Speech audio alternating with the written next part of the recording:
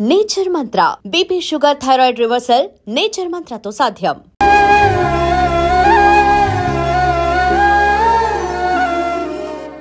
ఇందు మూలంగా 50 మందికి తెలియజేయనిదేమనగా ఊరికి కొత్తగా వచ్చిన యాండ్రాయిడ్ తన తండ్రి పెదరాయుడు అని ఆస్తిలో వాటా పంచమని రచ్చబండిని ఆశ్రయించడం వలన గ్రామ పెద్దలందరూ రేపు 11 గంటలకు రాయుడు గారి ఇంటికి రావాల్సిందిగా కోరుచున్నాము.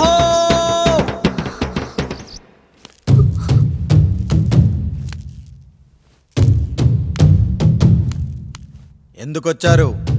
తన తాత పాపారాయుడు గారు ఆస్తి తనకు కూడా కావాలంటూ పంచాయతీలో ఫిర్యాదు చేశాడయ్యా.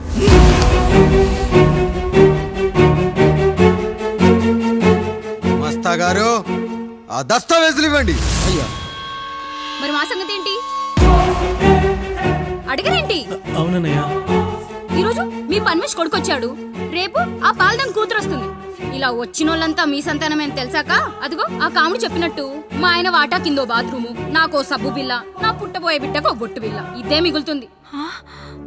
అయినా ఊరి జనాభా కన్నా అన్నయ్య పిల్లల సంఖ్య ఎక్కువైపోతుంది. వాళ్ళందరూ ఇంటి మీదకి వచ్చే లోపు మా ఆస్తి మాకు ఇచ్చేస్తే మా బతుకులు మేము బతికేస్తాంగా. అవునన్నయ్య, మా ఆస్తి మాకు కావాలంతే. ఎవరిని పట్టుకుని ఏం మాట్లాడుతున్నారయ్యా? ఉన్నప్పటి నుంచి ఆయన మిమ్మల్ని సాగుతూ ఉన్నారు. ఈరోజు పెరిగి పండయ్యాక మా దారి మేము చూసుకుంటాం అనడం న్యాయం కాదయ్యా, న్యాయం కాదు. ఏ ఆయన నీకో కొడుకునిచ్చాడా? వాడి పేరేంటి? ఐఫోనా? ఎరా ఆస్తి కావాలా? 4 బ్రష్లతో తోముకుంటే ఎక్కడ విడిపోతామో అని నా బ్రష్ టూత్ పేస్ట్ నీకు త్యాగం చేసినప్పుడు అప్పుడు అడగాల్సిందిరా అన్నయ్య ఆస్తి కావాలి అని. ఎరా నేను వాడిపారేసిన లంగోటాలు మార్చి మార్చి చొక్కాలు చేతిగుడ్డలుగా వాడారే, అప్పుడు అడగాల్సిందిరా అన్నయ్య ఆస్తి పంచు అని. నువ్వు 6 నెలల పసికందుగా ఉన్నప్పుడు పాల కోసం ఏడుస్తుంటే నిన్ను తీసుకెళ్లి పశువుల దొడ్లో కట్టేశానే, అప్పుడు అడగాల్సిందిరా అన్నయ్య నాకు ఆస్తి కావాలి. మా తండ్రి గారు పాపారాయుడు పోలికలు నాకు, నా పోలికలు ఆండ్రాయిడ్కి. అసలు మా కుటుంబంలో ఏ పోలికలు లేని మీకు ఎందుకు ఇవ్వాలరా ఆస్తి? ఆస్తి లేదు, గీస్తి లేదు. Get out, get out, get out, get out, get out, get out అని నేను అనొచ్చు, కానీ అనగలనట్రా? అనలేను. ఎందుకంటే మీరంతా నా తమ్ముళ్ళు, నా చెల్లెళ్ళు. రక్తం తాగిన దోమ కూడా వెళ్ళేటప్పుడు కృతజ్ఞతగా ఏ మలేరియానో టైఫాయిడో వదిలి వెళ్తుంది. కానీ రక్తం పంచుకొని పుట్టిన మీరు ఈ అన్నయ్య కోసం ఆస్తి కూడా వదల్లేకపోతున్నారు కదరా. గుమస్తా గారు, నా యావదాస్తి నా తమ్ముళ్లకు చెల్లెళ్లకు వాళ్ళ పేర్ల మీద రాయండి. నాకు చిల్లి గవ్వ కూడా అక్కర్లేదు. ఇక ఈ ఇంటికి నాకు ఎటువంటి సంబంధం లేదు. లక్ష్మి, సావిత్రి, మీ చీరలు విప్పేయండి. ఇక్కడికి వచ్చేటప్పుడు ఏ చీరలు కట్టుకున్నారో వెళ్ళేటప్పుడు కూడా అదే చీరలు కట్టుకోండి. వెళ్ళిపోదాం. దస్తావేజులు తీసుకురండి.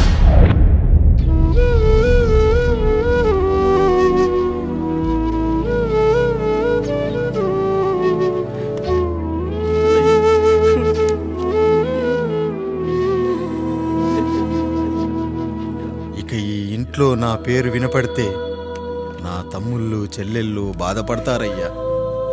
ఈ ఇంట్లోనే కాదు, ఈ దస్తావేజులో కూడా నా పేరు ఉండకూడదు. నేను ఇక్కడ సంతకం పెట్టి వీళ్ళ మనసు నొప్పించలేను. అయ్యా, మొత్తం వదిలేసి మీరెలా బతుకుతారయ్యా? ఎండకు నీడలా, వర్షానికి గొడుగులా నన్ను ఇన్నాళ్ళు కాపాడింది. కష్టాల్లో సుఖాల్లో నాకు తోడుగా నిలిచింది. నా నిజమైన ఆస్తిని, కుటుంబ గౌరవాన్ని కాపాడింది. ఇదేరా నా ఆస్తి, అంతస్తు. ఇదే మా నాన్నగారిచ్చిన లంగోట. బంగారం లాంటి తమ్ముళ్ళే లేనప్పుడు నాకు మాత్రం ఈ బట్టలెందుకురా? వెతికిన దొరకదే రూపం, అరి పిలిచిన పలకదే ప్రాణం.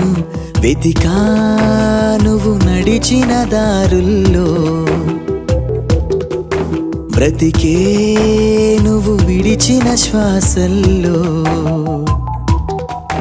హో నీడ నడిగా గాలి గాలినడిగా ఎక్కడని నా ప్రాణం, ఏరునడిగా ఊరునడిగా ఎందుకని మౌనం, బాధనను విడువనని తడిమినది వెంటపడి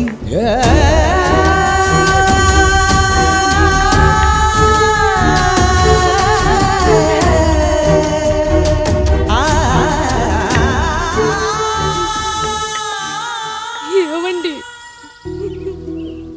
పప్పులో మీ చెమట పడుతుందండి. ఇడ్లీలో 2 చెంచాల ఉప్పు తగ్గించు లక్ష్మి. ఎలాగో మనం పేదోళ్ళమే కదా, కనీసం ఉప్పు ఖర్చైనా తగ్గుతుందనుకో.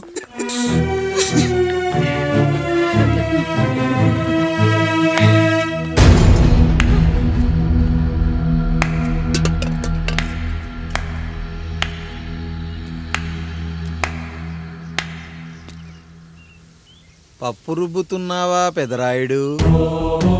ఎవడికైనా చేసిన పాపం పండుతుంది అంటారు, నీకు మాత్రం అదిగో అలా పిండయింది. అరే రే రే రే రే, చేతి నిండా భార్యలు, ఇంటి నిండా బంధువులు, బీరువా నిండా డబ్బులు, ఊరి నిండా జనాలు. ఏరి ఎక్కడ? ఇంటర్వెల్ ముందు ఇంటర్ చదివే కుర్రాడు ఏదో ఆవేశంగా డైలాగులు చెప్పాడు, సెకండ్ హాఫ్ కు మర్చిపోతాడు అనుకున్నావు కదూ? మర్చిపోవడానికి నువ్వు నాకు ఇచ్చింది అప్పు కాదు, ద్రోహం. అమ్మ వచ్చిన ప్రతిసారి అడిగేవాన్ని, అమ్మా నాన్నెక్కడా అని. నీ గురించి తెలిసాక నీ ముందుకొచ్చా, నీ బ్రతుకుని ఇక్కడి దాకా తీసుకొచ్చా. పిక్చర్ అభి బాకీ హే మేరా పితాజీ. నిన్నిలాగే వదిలేస్తే ఈ ఆండ్రాయిడ్ తో వదలవు. సామ్సంగ్లు, హెచ్టీసీలు, లెనోవాలు అంటూ కనిపారేస్తూ మా అమ్మ లాంటి కోసం తిరుగుతూనే ఉంటావు.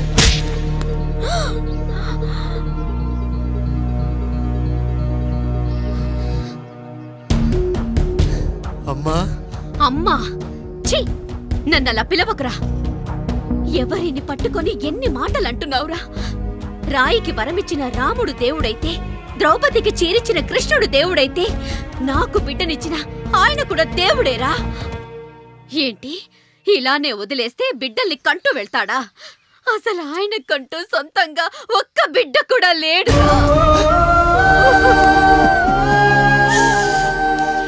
అసలు ఏం జరిగిందో తెలుసా? మీరుండండి అయ్యా, ఉండండి. మొదటి భార్యని చేసుకున్నాక పిల్లలు పుట్టలేదని రెండో పెళ్లి చేసుకున్నారు. ఆవిడకి పుట్టలేదు. మూడోసారైనా తగులుతుందనుకున్నాం, తనకే పుట్టలేదు. పిల్లల కోసం పెళ్ళాలని మార్చాడే కాని వాళ్ళని వదిలేయలేదురా. అదిరా మా పెద్దయ్య మనసు. ఆయన దగ్గర బాణం ఉంది కానీ లేదురా.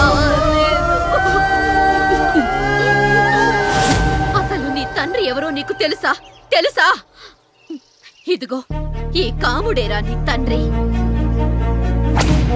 గేదె నల్లగా ఉన్నంత మాత్రాన పాలు తెల్లగా ఎలా ఉన్నాయనే కదరా నీ ప్రశ్న. దానికి సమాధానం చెప్పాలంటే, ఒక వర్షం కురిసిన రాత్రి నేను 9వ నెల బాలింతగా ఉన్నప్పుడు. పండు పండు, ఇదిగో. ఏమిటండి ఇది? నిద్రలేస్తే నేను, బయటికెళ్తే కంటోడు, పక్కకెళ్తే పాలేరు, ఎప్పుడూ తిరిగే తాయారు. రోజు మమ్మల్ని చూసి చూసి బిడ్డ కూడా జిడ్డు మొహం వేసుకుని పుడతాడేమో అని భయంగా ఉంది. కడుపులో ఉన్నప్పుడు మనం ఎవరి మొహాలైతే చూస్తామో అచ్చం వారి పోలికలతోనే పుడతారంటారు. పొరపాటున నా పోలికలతో పుడితే? అదేంటి కాముడు, నీకేం తక్కువ? జుట్టు ఉండాల్సిన చోట లేకుండా అవసరం లేని చోట విపరీతంగా పెరిగిపోతుంది. మనకు పుట్టబోయే బిడ్డ గొప్ప అందగాడై ఉండాలి. ఇదిగో రోజు ఈ దేవుడి ఫోటోలు చూడు, వాళ్ళలాగే అందంగా పుడతాడు. కడుపుతో ఉన్నప్పుడు ఎవరి ఫోటో చూస్తే ఆ పోలికలతో బిడ్డ పుడతాడా? కనిపించని దేవుడి పోలికలు నా బిడ్డకెందుకు? ఈ ఊరికి దేవుడు రాయుడు. నా బిడ్డ ఆయనలాగే పుట్టాలి, ఆయనలాగే పుట్టాలి.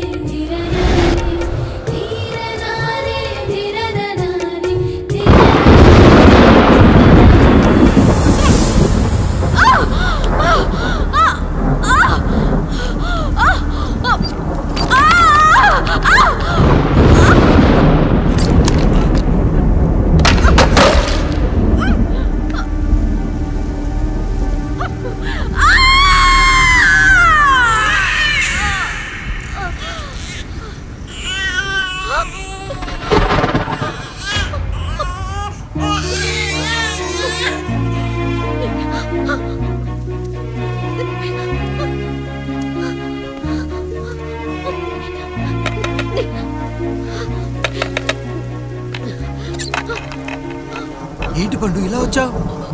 అయ్యా, తప్పు జరిగిపోయింది పెద్దయ్యా. ఏం జరిగింది? అసలే నువ్వు ఒట్టి మనిషి కూడా కాదు. ఒక్కసారి ఇటు చూడండి అయ్యా.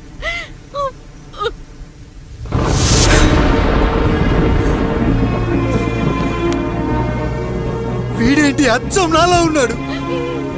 అసలేంటి, ఎందుకు ఇలా జరిగింది? నువ్వు ఎప్పుడైనా చీకట్లో పంపు సైడ్ దగ్గరికి వచ్చావా? మరి అమలాపురంలో శివాలయం దగ్గర రత్నాలు నీకేమైనా అమ్మవుతుందా? పిఠాపురంలో పద్మ, రామాపురంలో లక్ష్మి, కాకినాడలో సుజాత. అయ్యో దేవుడా, అసలు ఇదంతా ఎలా జరిగింది పండు? అయ్యా, ఇదంతా కాముడి వల్లే అయ్యా, కాముడి వల్లే. కాముడా? కాముడు కుటుంబానికి నాకు ఏం గుర్తు రావట్లేదే. ఎన్నని గుర్తు పెట్టుకోగలను నేను మాత్రం? అయ్యా, అది కాదయ్యా.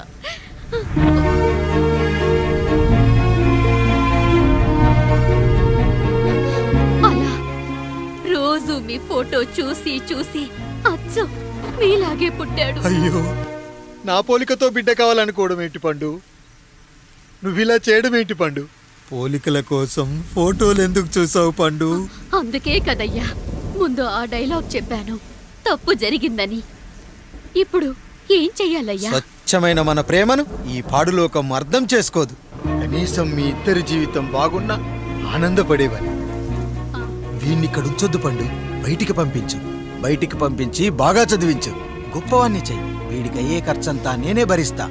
అవసరమైతే ఆ డబ్బు కాముడి జీతంలో కట్ చేద్దాం. అయ్యా, వెళ్లే ముందు వీడికొక పేరు పెట్టండి అయ్యా.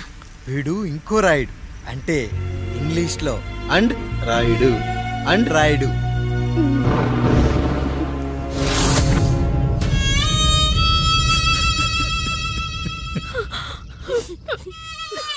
ఇది రా నీ కథ, నా గతం. నిన్ను చదివించడం కోసం ఆయన మీ నాన్న జీతంలోంచి నెలకి 3000, 4000 కోసేసిచ్చేవారు. అప్పుడు ఆయన పడిన బాధ పగవాడు కూడా పడకూడదు. చూసావారా, దేవుడు లాంటి పెద్దయ్యని అనవసరంగా అనుమానించు ఎంత పెద్ద తప్పు చేసావో అర్థమైందా? ఒకడు నిమ్మకాయ పెట్టి పసుపు వేసి ఉప్పు కలిపి పులిహోర చేయొచ్చు, కానీ ఆ పులిహోర ఎప్పటికీ దేవుడి ప్రసాదం. నువ్వు ఆ దేవుడి ప్రసాదం, ఇక ఆయనే మీ నాన్న. చూసావా అమ్మా, ఈ రోజు నుంచి నాకు 3 అమ్మలు, 2 నాన్నలు. నీకు మాత్రం ఒక్కడే భర్త, నాన్నకు మాత్రం ఒక్కటే భార్య. మా నాయనే.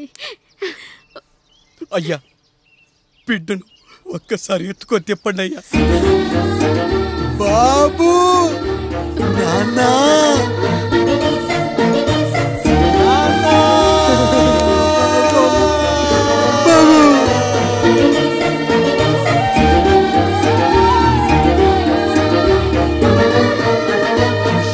నన్ను క్షమించు నాన్న. ఇప్పటికైనా నిజం అర్థం చేసుకున్నావు. అది నాకు చాలురా, చాలు. చాలదు నాన్న, నిన్ను ఏలెత్తి చూపిన జనంతో చెయ్యెత్తి దండం పెట్టించాలి. అన్నయ్య కంటే ఆస్తి ముఖ్యమనుకున్న మన కుటుంబానికి గుణపాఠం నేర్పించాలి. ఇక నాకు వదిలేనా, నేను చూసుకుంటా.